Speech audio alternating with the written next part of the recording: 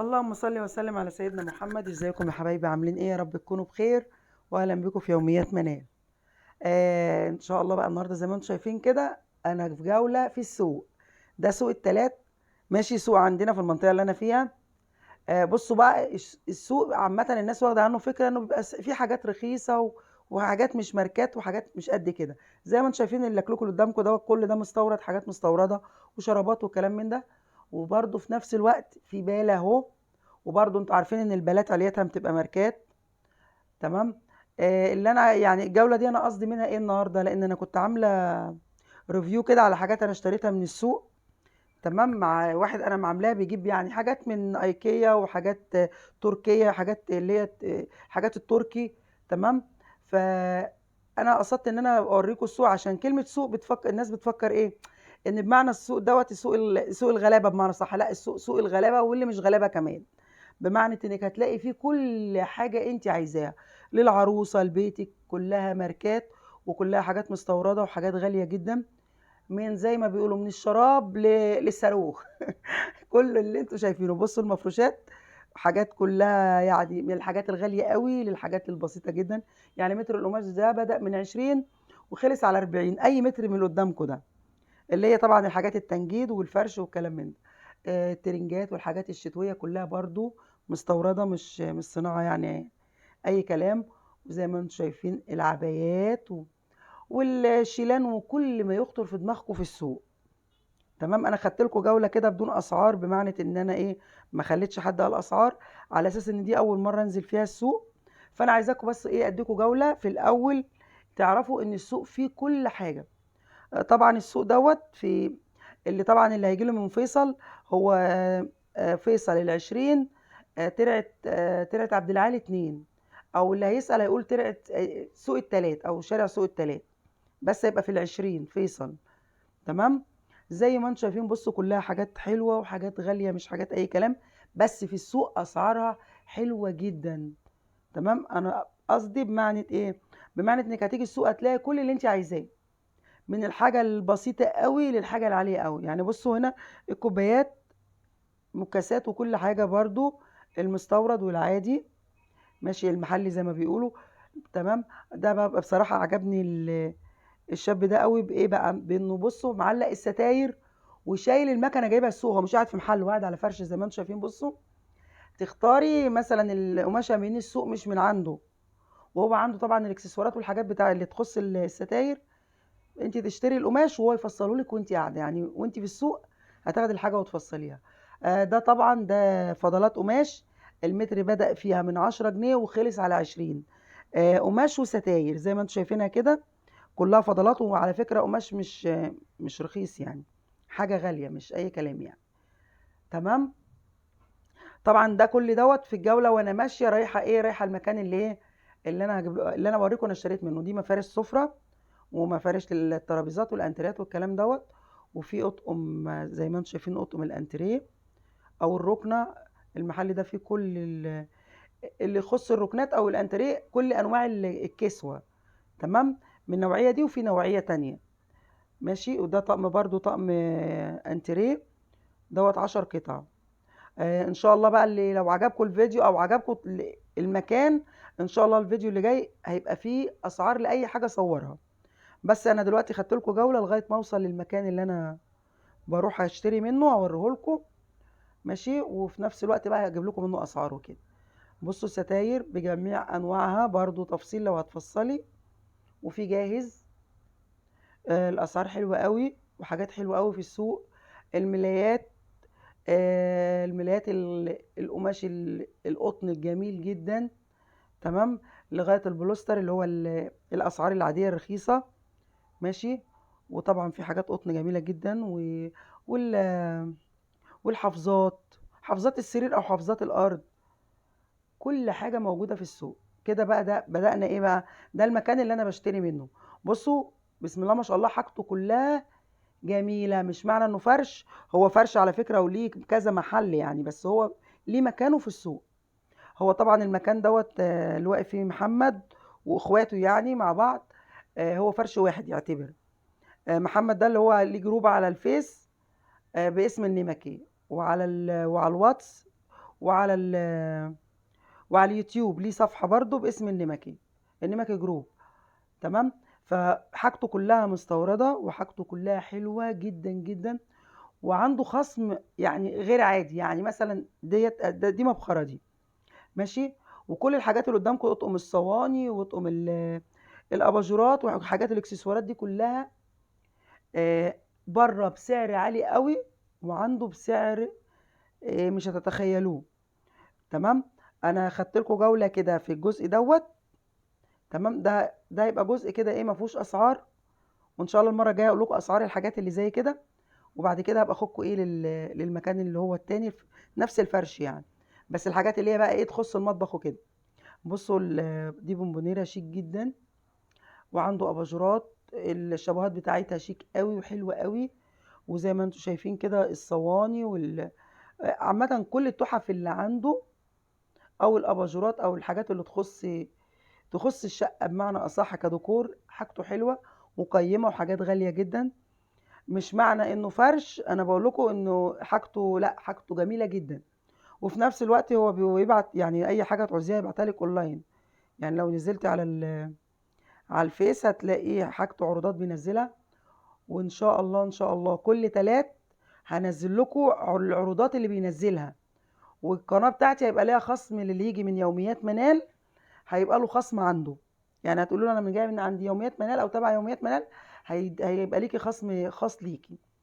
طبعا بصوا بقى هنا كده القسم ده انا بجد بجد جميل جدا. زي ما انتم شايفين كده الورد والبلورات الازاز، ماشي. ايه تاني؟ بصوا اهو، والفازات الزرع. بصوا البراويز بجميع اشكالها بجد شياكه، وحاجه مش هتتخيلوا الاسعار. انا طبعا بشوقكم بعد كده اقول لكم الاسعار ان شاء الله باذن الله كل تلات باذن الله ان شاء الله ربنا يديني ويديكم العمر، هيبقى فيه تصوير آه، واسعار ارخص من اللي هو بيبيع بيها. تمام. زي ما انتم شايفين كده اهوت الورد عنده كل حاجاته مستورده، حاجات كلها فخمه وغاليه. مش غاليه عنده، لا، هي غاليه بره وعنده ارخص من بره بكتير. تمام. زي ما قلت لكم المكان ده في شارع العشرين، فيصل شارع العشرين طلعت عبد العالي التانية. ولو لو مش هتحفظي كلمة عبد العالي التانية هتقولي شارع سوق التلات. العربية هتاخدك من أول فيصل تنزلك في قلب السوق. تمام.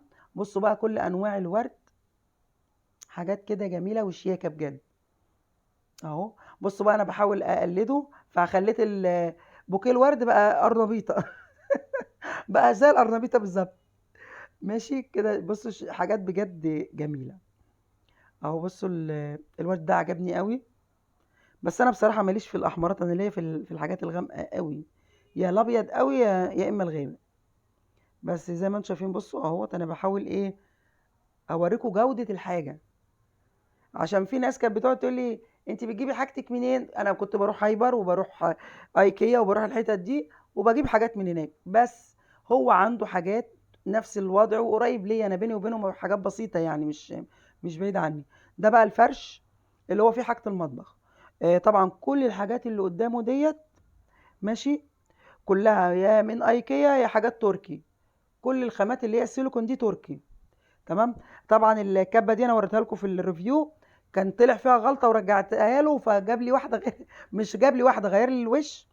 وزي ما انتم شايفين كده شغالها اهوت، وبيوريها لي بيقول لي هتاخديها بالجزر بتاعها بصوا بقى الفرشه الجميله دي اسمها سوكا. تمام. آه فشكلها حلو قوي وعجبتني، والمفروض ان انا خدتهم ونسيتهم على الفرش لان كنت واخداهم لتوته. ماشي. طبعا انا بحاول اوريكم كده لسه من غير سعر، وان شاء الله بصوا كده يعني ايه هو بعد كده هيكمل لكم ويقول لكم اسعار. ماشي. فيا ريت بقى ما تنسوش تشتركوا في القناه وتفعلوا الجرس وتعملوا لايك عشان ان شاء الله يوصلكم كل جديد. الفرشه اللي كانت في ايدي دي ب10 جنيه. تمام. كده بقى ايه اهو هو بيحاول يوريكم حاجات.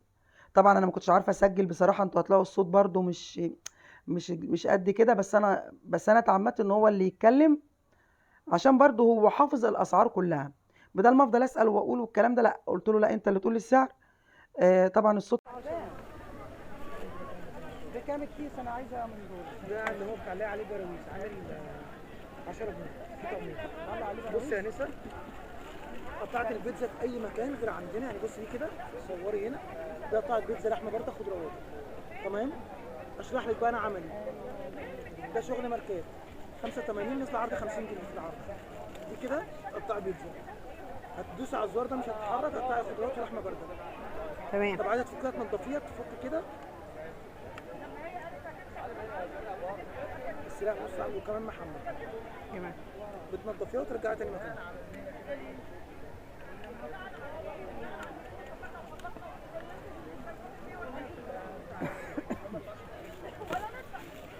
طبعا عندنا بقى السوكه ديت. ده السكه دي جميله. زي ما انتم شايفين كمان بتبقى ديكور عندك في المطبخ. في المطبخ ما انا بتكلم. مش عارف الكلام ده كله، عندك زاويه او كده او كده شغاله عليه. تمام. محمد بكام الكيس ده؟ ده ب 10 جنيه في طماطم. ديت بقى معلقه درجه ثانيه ماركات. درجه ثانيه مش معناها ان حاجه تعيبها، زي مثلا الشغل الماركات اللي بيجي اللي هو ستوك مثلا في الملابس او الكلام ده كله. 25 جنيه نازله عرض 20، حط في زيت بيغلي حصل لها حاجه بتاعته. سخن سخن حصل له حاجه بتاعته، وفي نفس الوقت ديكور. عندك لوي الشيب، عندك بقى ده، وعندك البومه اللي هو الشغل الجديد 25 نزل عرض 20. اغلب المضرب السيليكون اللي موجود في السوق بيفك بيبقى سلك كهرباء ومتقفل. انا منزل لك ديت كبسه مكرونه سباكيتي، وفي نفس الوقت تشتغل معاكي مضرب عشان الفتحه ديت والحته الشكل دي. تمام. 25 جنيه. تمام. دي كام ودي كام؟ 45 و 35 و 25. ديت فرشه والجنب الثاني سكينه وسباتوله. 35 نازله عرض ان شاء الله باذن الله 25 جنيه، وحط في زيت بيغلي براحتك. طبعا الماسك ده انتوا عارفين بيبقى موجود فين؟ ان شاء الله باذن الله موجود تفلون، لكن عندنا احنا منزلينه سيليكون درجه ثانيه. حط في زيت بيغلي ونسيب. 45 نزل عرض 35.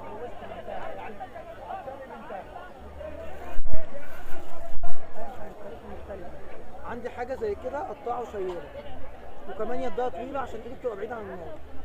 عامله 45 نازله عرض 35. وخلي بالكم كل اللي بيروحوا ده شغل ماركات درجه ثانيه، حاجه فوق الطاقه فوق ما تتخيلوا.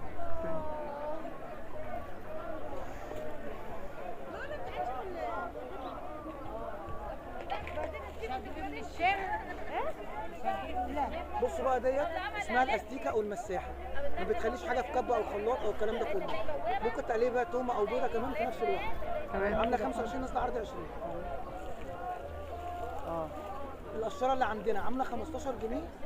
عايز اقول لك على حاجه، ان شاء الله باذن الله جيبي قلقاس كان طالب وبطاطس، وانت جايه عندي جيبي اللي انت عايزاه. هي جربتها واخداها منك. ايوه واخداها منك. بصوا يا جماعه، المكبس ده فيه منه نوعين عشان بس الزين يبقى فيه. كل ما زاد نسبه البلاستيك الكسر عليه سعره بيقل. انا منزل ده ب 37 جنيه ونص في 6 اشكال، والمكبس الاصلي بتاعها اللي هو البسكوت. تمام. في منها المربع. تمام. الطقم في 6 اشكال. بكام ده؟ عامل كام؟ 37. محمد ينفع الف هنا ثواني؟ لا خلاص ماشي. ماشي. عشان خلينا ديت 25 نازله عرض 20 بس حاجه فوق الطاقه.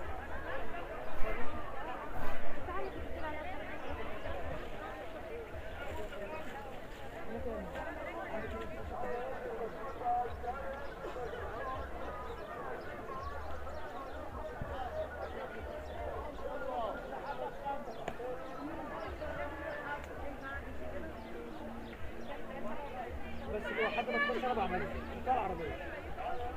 ها. بص بقى ديت شغل ماركات تركي عشان في منها الكوبي، دي ناشفه جدا، وكمان هنا كده حرير. ده لو عندك حاجه مثلا على السجاد وقعت على السجاد الكلام ده كله، عندك زاويه هنا او هنا في نفس الوقت بتعملها. هاي ورحمه الله وبركاته.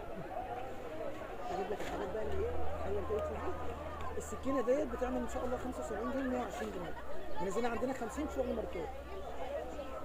دي سكينه التورته اللي هي دي بقى بتخليش الهواء في معجون السنان، وفي نفس الوقت بتحطها ستاند عندك على الرخام. عامله 10 جنيه.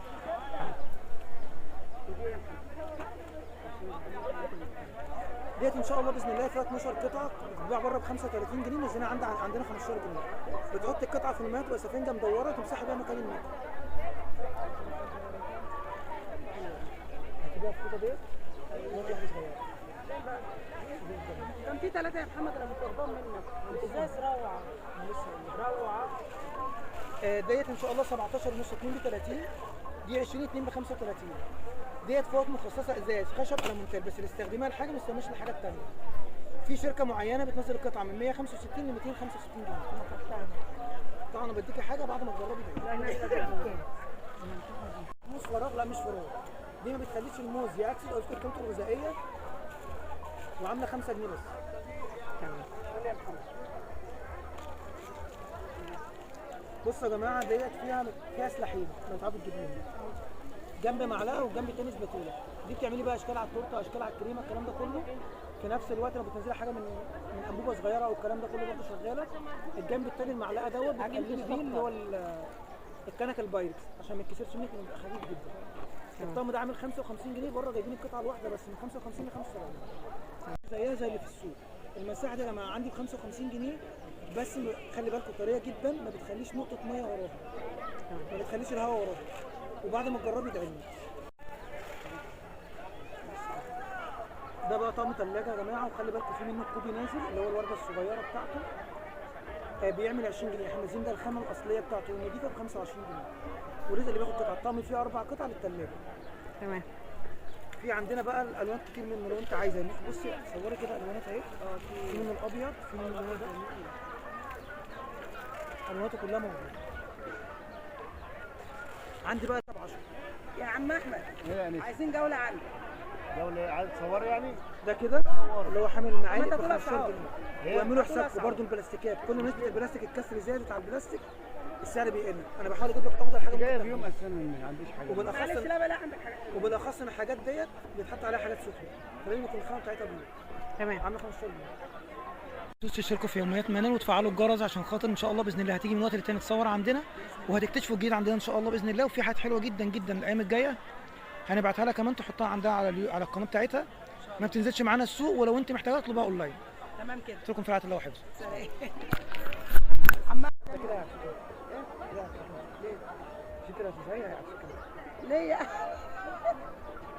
ليه يعني مش مشكله. اهي تمام. ماشي. سعرها ايه دي يا احمد؟ يا محمد سعرها مع احمد. سعرها مع احمد. اما يجي عم احمد اهو. دي بص كام كده، بتاعت المعجون دي؟ بكام دي دي يا عم بوله أحمد؟ مثلث رقم 5 بي ماشي. طبعا ماتيريال عالي جدا. بص كده ماشي. القطاعه بتاعتها برضو حاجه جامده جدا، يعني قطاعي ورمي في المناسبات تنفعك، في كل حاجه تنفعك، ممكن تعجني فيها بقى، تشيلي قطاعه وتعجني فيها، يعني حاجات جامده جدا. تمام. خضار عينيها هو بتاع التوابل. لا بجد حلوه قوي. جميل جميل تيك توك جميل جميل. وحاجات بقى يا احمد أهو. الله. والست دي شعرها اصفر برضه بسبب الحاجات اللي احنا بنستخدمها. بسبب الحاجات اللي احنا بنستخدمها دي. كده يا نسا، انا عايزك تشوفي ايه التحكم في بص العصايه بتاعتها بتتحكمي بقى ازاي. تمام. طيب انت مثلا لميت الميه تعملي كده اهو، كده اتعصرت. شايفه الميه نازله منها قد ايه؟ دي ب 25 يا نسا. شايفه كده اتعصرت تمام. طيب ايه فايدتها بقى مثلا ان هي غير ان هي مساحه؟ ماشي. حاجتين، شايفه الحته دي؟ شايفاها ولا لا؟ دي هالراشه يا بنتي. العصايه من غير اي حاجه، من غير دي تعملي بيها ايه في البيت؟ انا عارفه هتعملي بيها ايه؟ يا انثى هي تشوفها تقول ايه؟ ضرب صح؟ اكيد. طب دي اسمها عصايه الفرفشه، كانت شعبيات بقى وحتى الصباح الباكر. الصباح الباكر ايوه. ايوه يعني بس كل حاجه ضرب ضرب يا جدعان. تخلصي من جوزك. اسمها ايه بقى؟ يوميات منال. يوميات منال، عشان خاطر منال اهو. يعني هحسب لكم ديت بدل 20 ب 15 بس. ماشي. اللي يجي لي من تبع القناه بتاعتنا عنده اهو. ماشي. ما تخلي يا بنتي. شكرا يا عم. بصوا يا جماعه، دي بتمشي هنا كده على حسب الارقام. قربي هنا كده على الصوره هنا دي، هتديكوا الصوره دي اهي. دي تملى حيطه كامله و 15 جنيه بس، ولا تقولي لي ايه. بصوا كده. يا اخي يا ربنا يكرمك. الله دي جميله دي. دي ب 30، دي فوم على فكره. حاجه جامده قوي. بكام دي؟ ماشي، واللي هيجيني تبع قناه منال هتبقى له ب 25 بس. يلا هاخد منها واحده لفاطمه، هات واحده. تبع قناه منال ولا مش هات تبع قناه منال. هنا كده ده اللي هو بتاع الاكسسوارات. تمام. ماشي. ما ده عندكش بالك ب100 الطقم بيبقى مع بعضه، عيبك السله بالمناديل جوه. هو هنا. بص ده الشكل بتاعه من جوه اهو. حاجه جميله جدا جدا جدا جدا. تمام. الخامة الخامه اكريليك، تمام. يعني مش اي حاجه. تمام.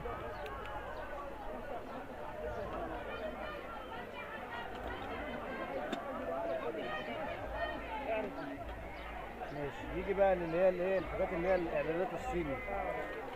بص كده، دي بقى اللي بتعصر كل حاجه. ماشي، حط ليمون، حط كاليميا، حط جاتوه، اي حاجه. ماشي، بتعصر الرمان، بتعصر البرتقال. بس مش واحده بقى تروح تجيب لي بتاع ده جوز الهند وتقول لي عايز اعصرها، لا، الحاجات اللي فيها ميه. ميزتها في ايه بقى؟ ان انت بتعصري الحاجه كده. في هنا مصفى اهي، ديت اهي، بتحطها هنا كده، بتصفي الحاجه وهي بتتعصر، بتصب من هنا على طول في الكوبايه. تمام. يعني معاكي رحله بتاع تبقى دي معاكي على طول. تمام. في بقى الناس اللي مش هتقدر تدوس كده، هنا كده رجول تسند عليها وتيجي دايسه عليها جامد. تمام. ماشي، محصله ثمن جزاز الدبس 150 جنيه اهي. خبر اختراع، مش هنقول لكم بقى ايه، اختراع بجد. شايفين دول بيدخلوا في المطبخ من تحت كده. ماشي، عندك بقت دي متعلقه بين المطبخ وبين الرخامه. هنا تحط توابل، عايزه اكياس مكرونه ماشي، اكياس رز، الكلام ده كله، اي معلبات اللي انت عايزاه. معاك سله حط فيها اللي انت عايزاه. سعر كام؟ ماشي، قبل السعر هنا كده ممكن تعلقي توزيع او مجات. تمام. ماشي، ممكن كنك برضه لو عندك كنك لا قدر الله يعني. ماشي، هنا الرول بتاع المناديل، بدل ما تشتري بتاعه مخصوص لرول المناديل، لا، دي متعلقه لك اهي فيها جاهزه. الناحيه الثانيه هنا تعلقي بقى فوطه، تعلقي اي حاجه انت عايزاها. تمام. طيب دي بكام بقى يا جدعان؟ ب 75 جنيه بس. فيها كل المحتويات اللي انا بقول لكم عليها دي ب 75 جنيه بس. طيب وفي ناس بقى على فكره بتسد الحته دي وبتربي هنا كتاكيت برضه عادي. اللي عايز يربي كتاكيت يربي كتاكيت. كل التوابل ايه مكتوبه فيه، الشاي وشطه ومش عارف ايه والكلام ده كله. والناحيه الثانيه بيبقى اللي هي الترمس والبقوليات كلها. تمام. كل حاجه، حتى انواع العصاير والكركديه والكلام ده كله. تمام. ماشي، ب 10 جنيه بس. ده بقى ده على حسب سيطرتك في البيت. لو انت مش مسيطره انت اللي هتستعمليه. لو انت بقى مسيطره هو اللي هيستعمله. طب هيستعمله ازاي؟ قولي لي انت. ايه؟ طيب كل ست في البيت طبعا بتقعد تسمع مسلسلات وافلام والكلام ده كله، صح؟ تمام. طبعا بتعزز لب. جوزها بقى وراه يلم القشر ده ب 25 بس. حاضر. يعني منها نظافه ومنها راحه.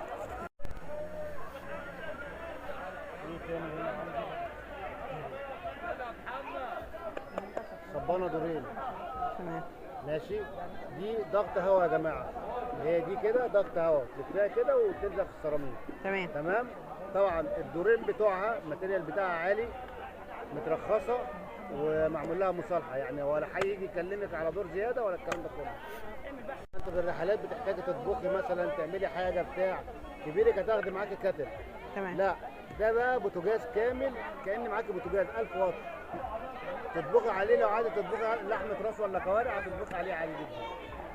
ماشي، مطرح ما تروحي هو معاكي.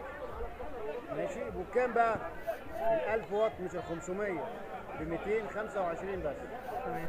1000 واط. تمام. تمام؟ اي خدمه. ايه تاني؟ اما ده بقى يا جماعه مولت. انا بتكلم. ما تنسوش يا جماعه ان انتوا تشتركوا في قناه منال. كل حاجه جديده هتنزل على القناه عندها ان شاء الله، وكل حاجه عايزينها هتتبعت اونلاين ان شاء الله باذن الله. واللي هيجي لنا تبع قناه منال هيبقى ليه معامله خاصه يعني. شكرين يا عم احمد. هنغلي عليه 25%. شكرين يا عم احمد.